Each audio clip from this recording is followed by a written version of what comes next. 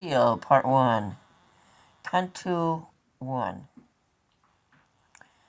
Letter from the Comtesse de Nevers to Lord Alfred Vargod. I hear from Begoria you are there. I am told you are going to marry Miss Darcy. Of old, so long since may have forgotten it now. When we parted as friends, soon you're strangers to grow. Your last words recorded a pledge, which you will, a promise the time is now come to fulfill. The letters I ask you, my lord, to return. Desire, I desire to receive from your hand. You discern my reasons, which therefore I need not explain. The distance of Surshan is short, I remain. This is a book written in poetry.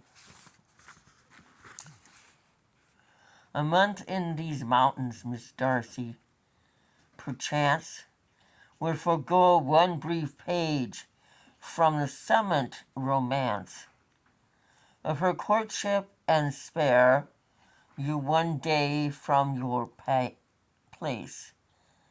At your feet in the light of her hair, of her fair English face. I desire nothing more, and I trust you will feel. I desire nothing much. Your friend, as always, Lucille. Now it may fair, of course, in the fair month of May, when life is abundant and busy and gay. In this reference, gay is referring to happy.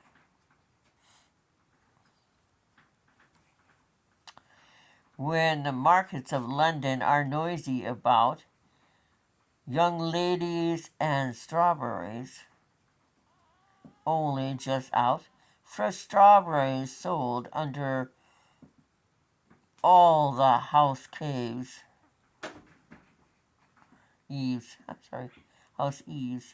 and young ladies on sale for the strawberry leaves.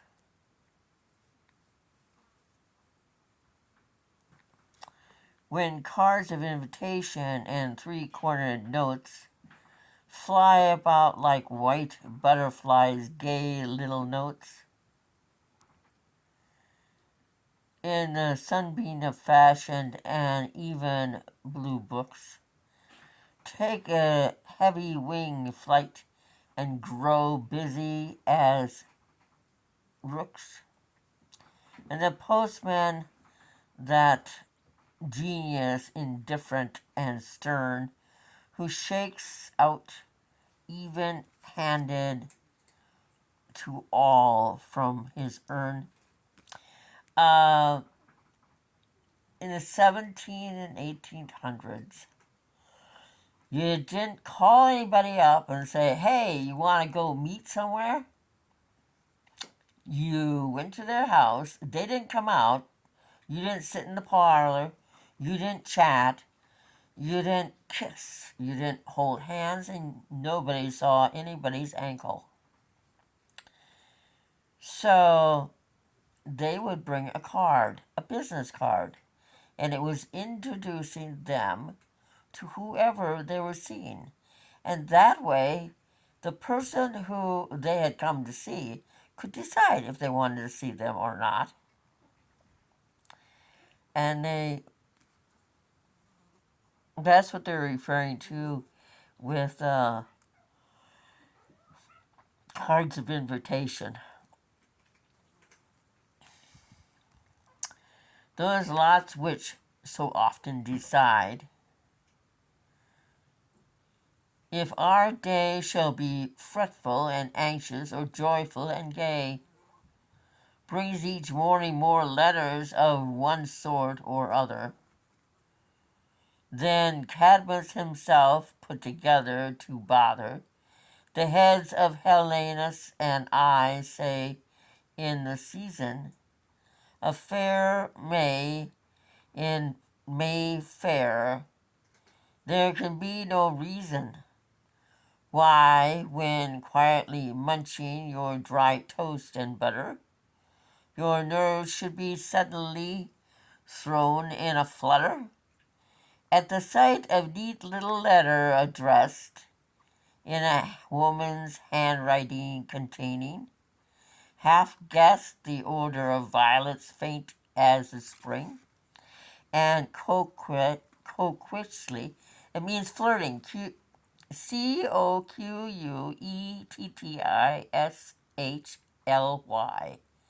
sealed with a small signet ring. But in autumn, the seasons of sombre reflection, when a damp day at breakfast begins with dejection, far from London and Paris, and ill at one's ease, away in the heart of the blue Pyrenees, where call from the doctor, a stroll to the bath, a ride through the hills on a hack like a lath, a cigar, a French novel, a tedious flirtation, are all a man's finds for his day occupation. In other words, fancy, wealthy men had really nothing to do but flirt with young ladies and ride in buggies and smoke cigarettes and cigars. Are all men finds for his day occupation? The whole case, believe me, is totally changed, and a letter may alter the plans we arrange overnight for the slaughter of time, a wild beast which thou classified yet, but no naturalist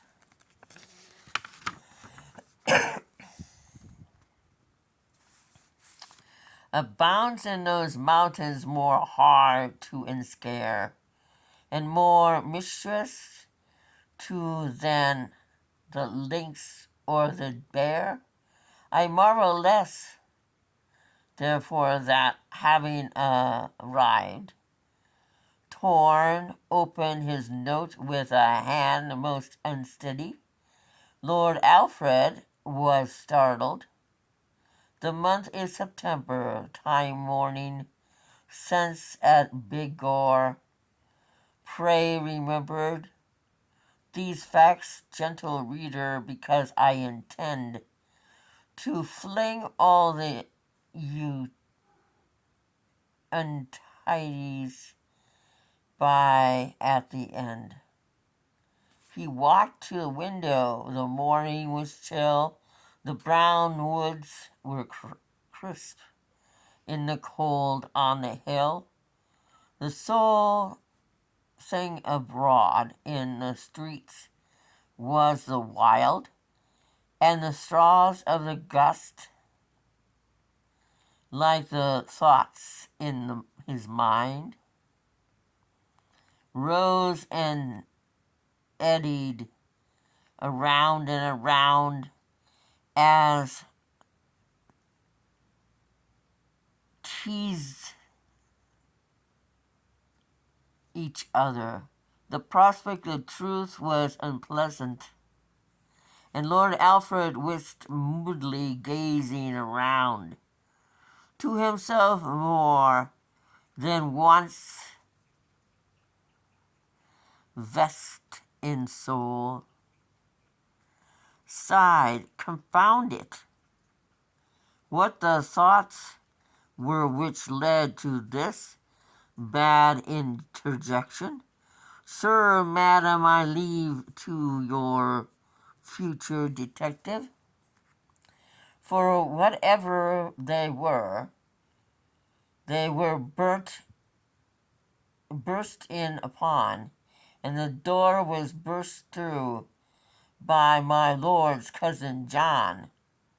Cousin John, A fool, Alfred, a fool. A most motley fool, I. Lord Alfred, who? John.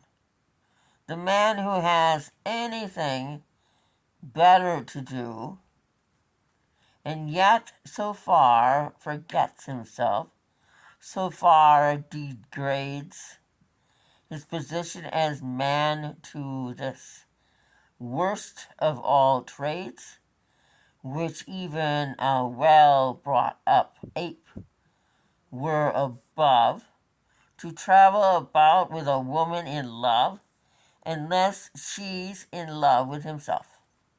Alfred. Are you here then, dear Jack? Indeed, why? Can't you guess it? Not I, because I have nothing that's better to do. I had rather be bored, my dear Alfred, by you. Oh, well, that's not complimentary.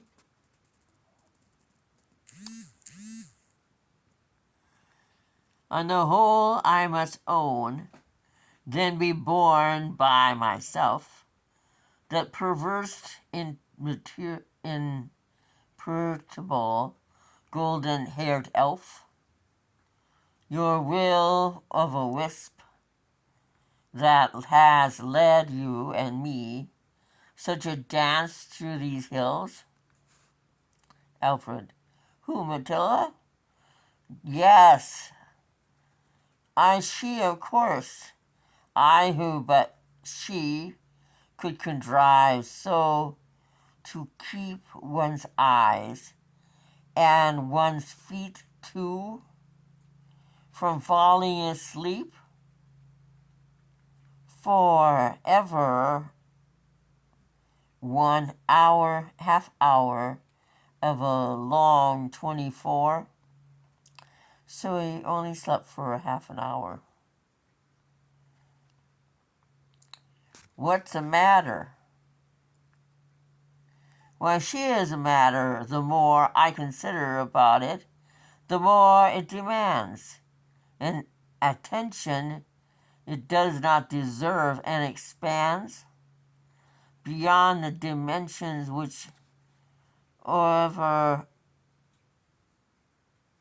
crinoline. I have no idea what that word is. CRINOLINE.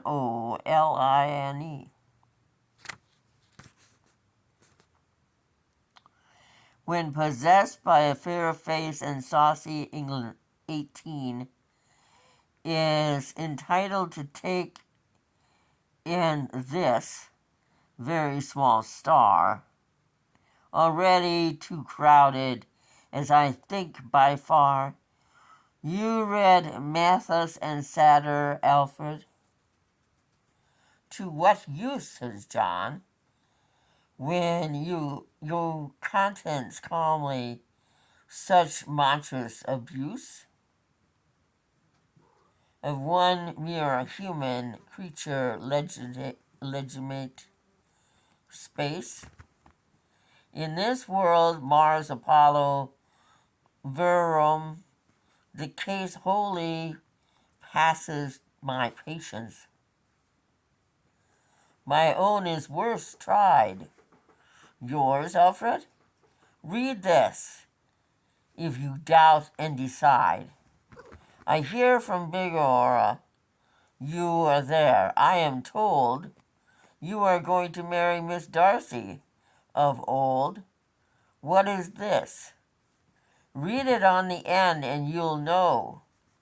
John continues reading. When we parted last, your last words recorded a vow. What you will. Hang it!